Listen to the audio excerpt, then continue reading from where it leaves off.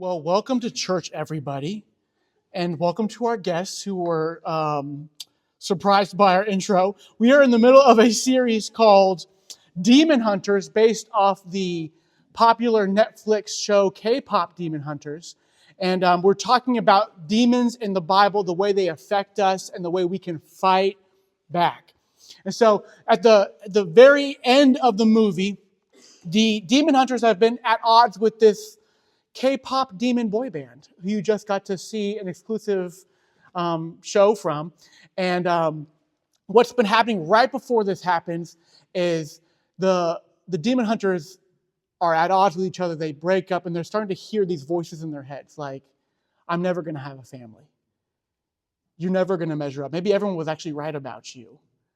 And so they're all slowly being drawn to this giant concert where the demons are going to whisper to them and tempt them and draw them into a giant burning bonfire. And it's really interesting because the song we choose to sing is Your Idol. And this Your Idol song, it really reflects our culture and our day and age. There are idols all around us. We have K-pop idols. We have American idols. We have... there was a really distinct moment I remember. My wife and I went to a mission trip to Guatemala. We served the people there for a week or 10 days. It was an incredible time. God showed up all over that trip. And then we get back on the plane ride to come back to America. And as we're about to land in America, this thought pops in my head. Wow, we're back in the land of the idols. We're back in the land of the idols. I still remember that to this day.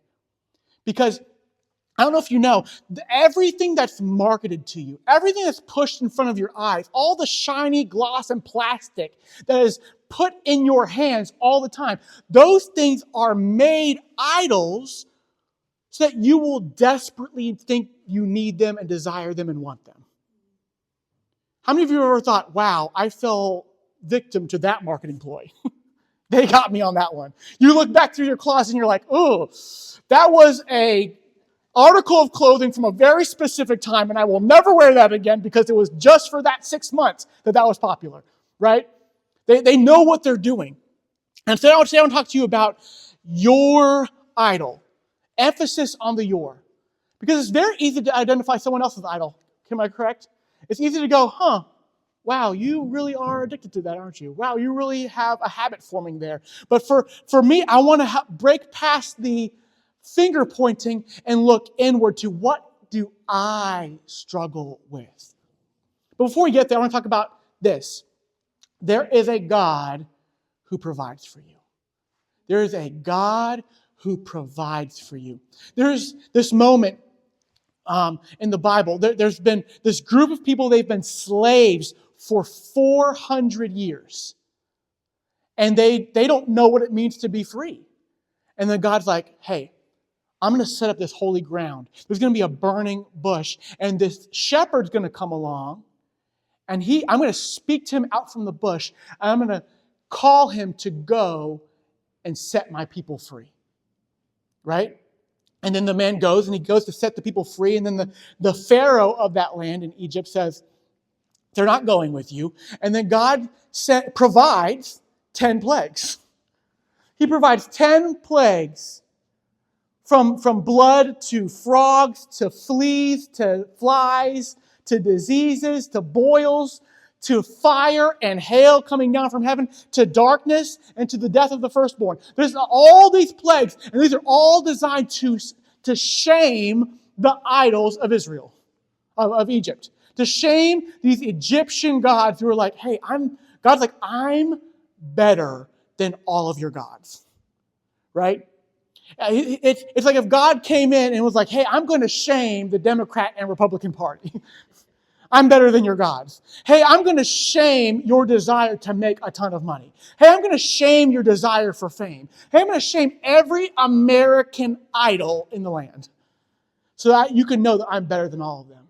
So I'll provide for you in every single way that they claim they can provide for you. And then what else does he provide? He provides a lamb. They get to put blood on the doorpost so they can leave and be free. And then he provides a Red Sea that was split open. And then he provides a cloud by day and a fire by night to guide them through the wilderness. And then he provides manna from heaven to feed them out in the wilderness. God provided for his people. Can I get an amen? And we need to remember that God provides for his people. This is what it says. When God's setting up the Passover, he says this: celebrate this day, for it will remind you that I brought you out of Egypt. How many of you need reminding that you were brought out of something? How quick we are to forget what God brought us out of. It is so easy for me to be like, yeah, that happened before, but like, will God do it again? Will he really make a way again?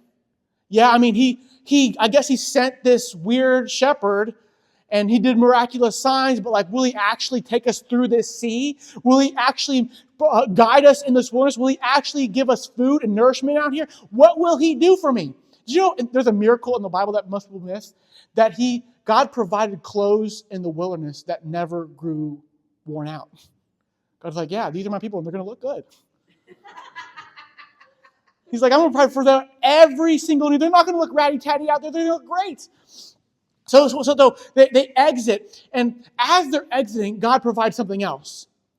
He says, the Egyptians will look favorably upon you. And as they're leaving, this weird sight happens. They're walking out of the town of Egypt, and all these people are meeting them at their doors, and they're dropping down their finest clothes. And they're taking off their gold earrings and their rings. And they're throwing down gold and silver at their feet. And so the Egyptian people are enriching the people of God as they leave their time of slavery. They're giving them the payment that they were due for all those years. And they leave and they exit. So as they're walking through the Red Sea, they are dressed to the nines. There's gold and silver all over them. They look like kings and queens. Isn't that interesting? I think it's so interesting because I need you to know whatever God's bringing you out of or whatever God's bringing you into, he will provide for you. And your main goal is to remember it. To look at how God has clothed you.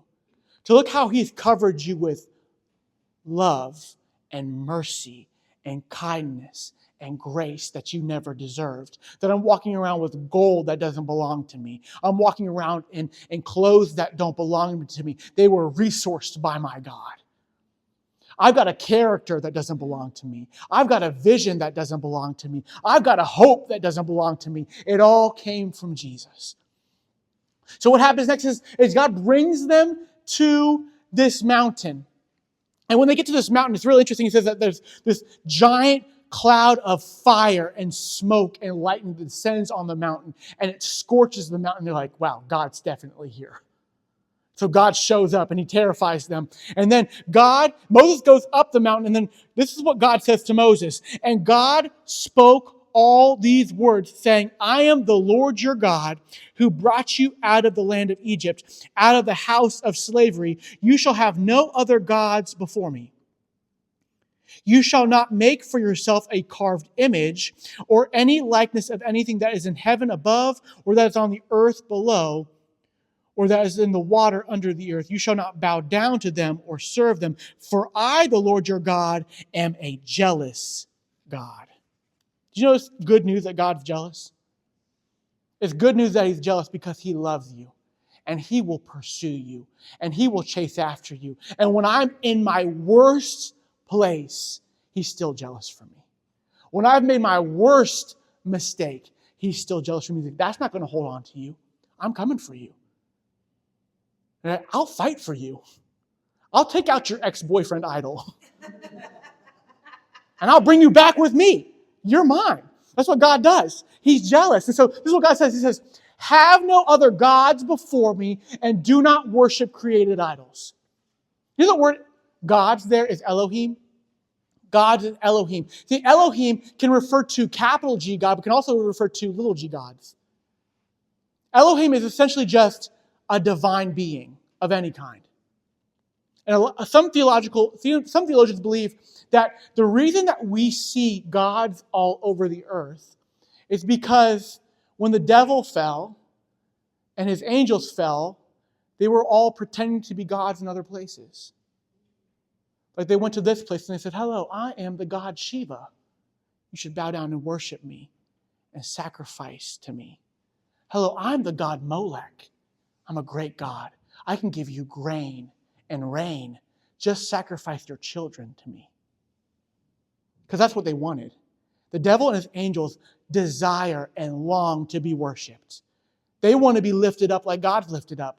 They are not worthy of it. And so they'll pretend to be gods. And God's like, no. You're not going to have me and another God. This is Elijah on the mountain, Mount Carmel. And he's like, your God's not hearing you. Your God's not hearing you. But choose for you this day who you will serve. Because for me, I'm going to serve the Lord. And then fire falls from heaven. Because these other false prophets are like, we can worship Baal and we can worship God. No. God is jealous. He wants all of your heart. So that's the Elohim. Thou shalt not have no other Elohim before me. But then also not worship created idols. There's a difference between these divine beings and created idols. Created idols are things that you made. You carved that log into the shape of an idol. You sculpted that silver into the shape of an idol. You know you made that, right? And you made it your idol. There's a really interesting part in the Bible where Paul's preaching the gospel, and these people who used to make statues to Athena got really upset because they're preaching Jesus and they're going to interrupt our silver trade and they're going to bring shame to Athena. And so they start a giant riot in the city to get all the Christians kicked out. This is what happens when Jesus and your idol come face to face. There's something in your heart that's like, oh, I'm holding on to this. This is my thing. This is my little silver statue. I made it. And it serves my needs. It meets my needs. I should worship it. If I give it my attention, if I give it my focus, if I put good vibes out into the universe, then maybe something good will come my way. No. This idol is robbing from you, and it's stealing glory from the only one who is due any glory at all. And his name is God the Father. Look with me at Exodus 32. Exodus 32. When the people saw that Moses delayed to come down from the mountain, the people gathered themselves together to Aaron and said to him, "Up now, make us gods who shall go before us. As for this Moses, the man who brought us out of Egypt, we do not know what has become of him." So Aaron said to them, "Take off the rings of gold that are in your ears. They are the ears of your wives, your sons, and your daughters, and bring them to me." And so all the people took off the rings of gold that were in their ears and brought them to Aaron. And he received the gold from their hand and fashioned it with a graving tool and made a golden calf. And they said, "These are your gods, O Israel, who brought you up out of the land of Egypt." When Aaron saw this, he built an altar before it, and Aaron made a proclamation and said, "Tomorrow we shall have a feast to the Lord." And they rose up early the next day and offered burnt offerings and brought peace offerings. And the people sat down to eat and drink and rose up to play. See, this is what happens. They make an idol. Aaron's like, let's make an idol for ourselves. And what is the initiating factor that says we need to make an idol for ourselves? What's the initiating reason? Why are we making an idol for ourselves? It starts with this: because Moses was so long in coming. Moses delayed. Can I tell you? Impatience often becomes idolatry. Impatience often becomes idolatry. Is there something in your life that you think you need right now? I need it now. I need a relationship now. I need more money now. I need to have a better connection with my husband or wife now. And this thing can quickly become an idol, and you're like, well, I can't, it's not happening. Moses is so delayed in coming. God's not meeting my needs the way I thought he would right here and now. And so I better make an idol. And because I can't get connection with my husband or my wife, I'm going to go about finding connection with someone else. And I'll make an idol out of them. Because I can't get the money I need right now, maybe I'll just shift some numbers at work, and then maybe some things can fall into my bank account instead of the company's bank account, and maybe that'll work out. Or maybe I'll do this, and then all the things I've been hoping for and wanting will come true. No. I need you to know, your impatience will often lead you to cut corners and try to create something to meet your need rather than trusting the God who actually provides for you. The God who provides for you. I need you to see this. When they go to Aaron, they say, hey, make us an idol. And then it says this. Aaron's like, go get all the gold out of the ears of your wives, your sons, and your daughters. Every time you make an idol for yourself, you are impoverishing the people around you. You are stealing from the people around you. When I make this thing the main thing of my life, there is a drain on the richness of all my other relationships. I need you to see this. That your idol doesn't just affect you. It takes from your family. It takes from your friends. And you're like, now I've got this thing. It's going to meet my needs. And you're like, yeah, but all my friends are now poorer and weaker because I've chosen to worship this and rather than trusting God. I need you to show, can I show you something? This is most likely what the image of the golden calf. This is an Egyptian god named Hathor. She is beautiful. Look at her. That is a woman. I can tell you that. That's the new Aphrodite right there. This is Hathor, the Egyptian goddess. She's the goddess of beauty, joy, dance, love, and sex. Are those all good things? Those are pretty good things. I think those are pretty good things. This is why at the very end it says that they got up and they ate, they drank, they had a feast, and they played. Because they're modeling themselves after Hathor. Those are not bad things. In fact, God can lead us into all those things. Beauty, joy, dance, love, and sex. But good things can often become idols. Where did the gold come from that became the golden calf? The Egyptians. But who was the real person that gave it to them?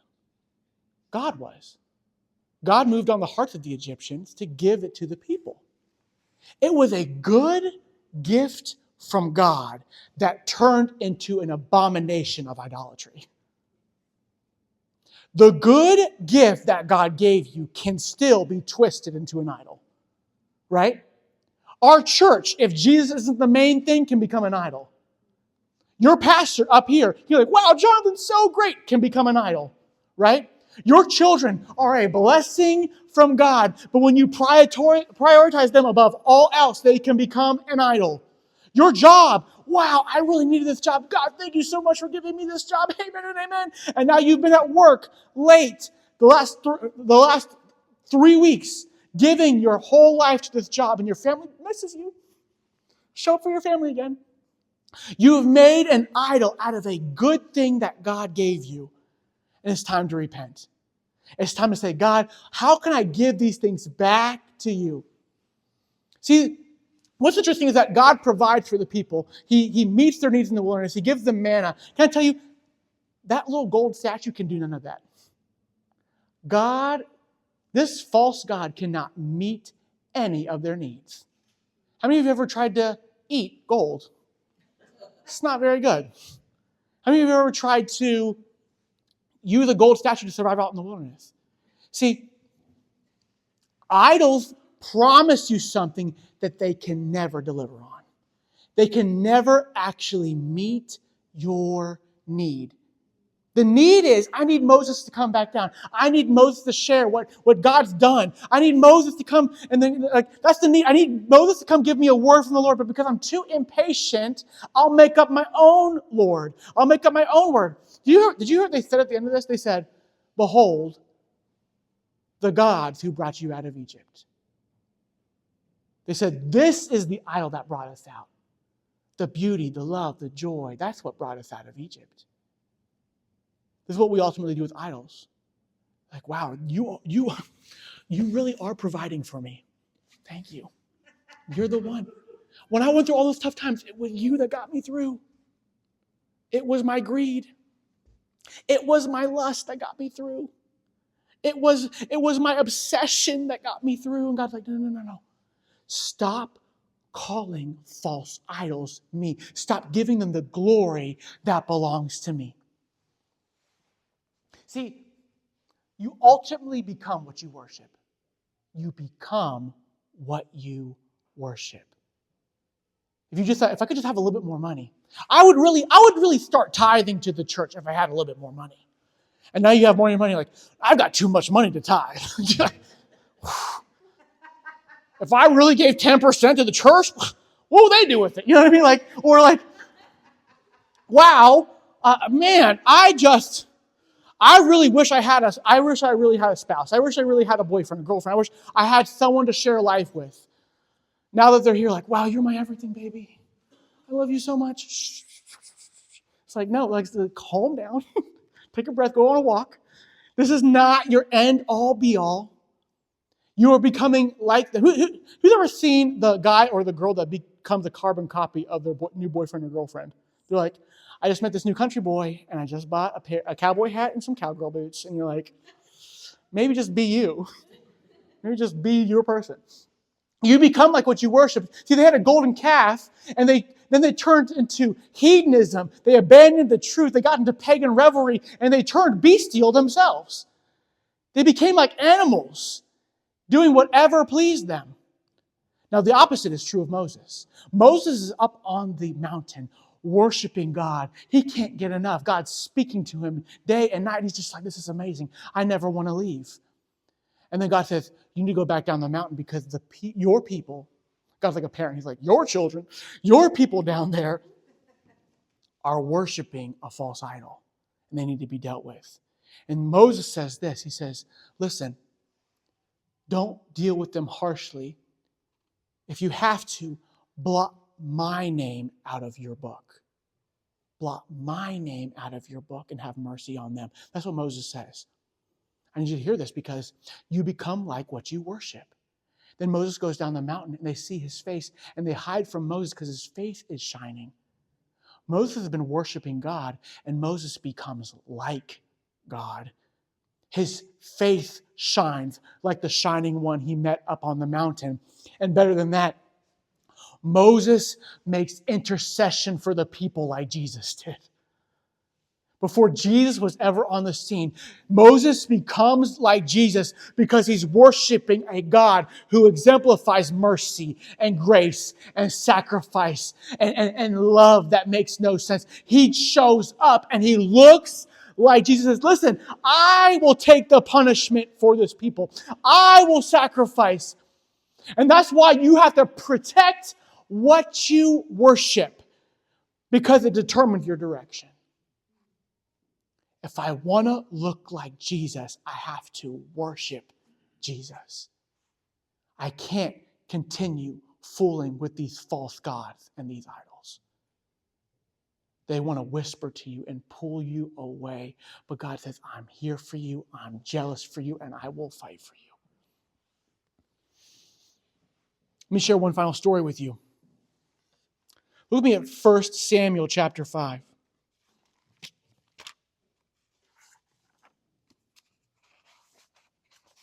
My favorite story in the Bible. I say that all the time. When the Philistines captured the ark of God, they brought it from Ebenezer to Ashdod. Then the Philistines took the ark of God and brought it into the house of Dagon and set it up beside Dagon. And when the people of Ashdod rose early the next day, behold, Dagon had fallen face downward on the ground before the ark of the Lord. So they took Dagon and put him back in his place. But when they rose early the next morning, behold, Dagon had fallen face downward on the ground before the ark of the Lord. And the head of Dagon and both his hands were lying cut off on the threshold. Only the trunk of Dagon was left to him.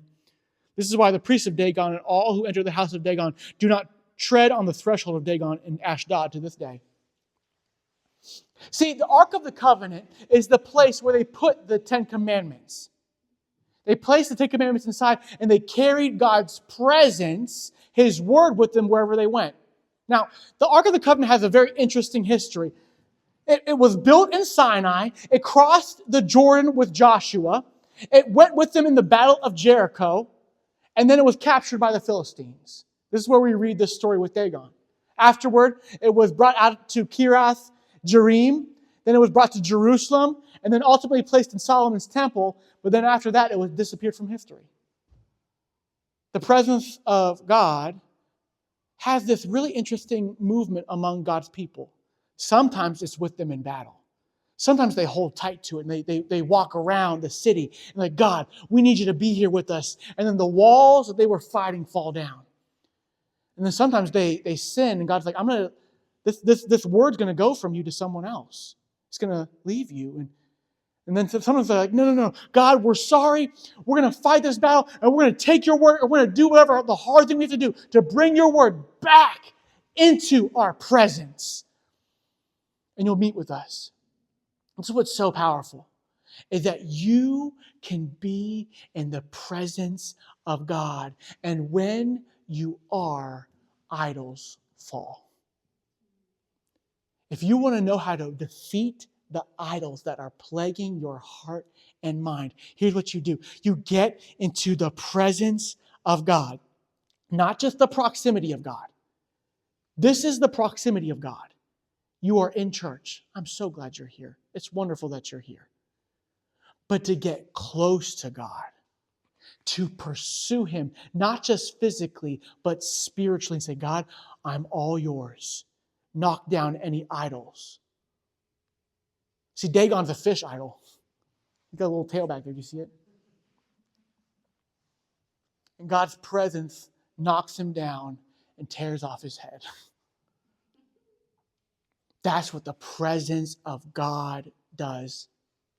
It reminds us just how good He's been through all of our history. If there's one thing you take away today, it's this. He's loved you forever. Past, present, future. He's loved you forever. He's been faithful to you. He's been good to you. And if you can hold on and believe that He's good, no matter the circumstances, you can invite the presence of God into your life and it can change everything. Would you bow your heads with me? God, we want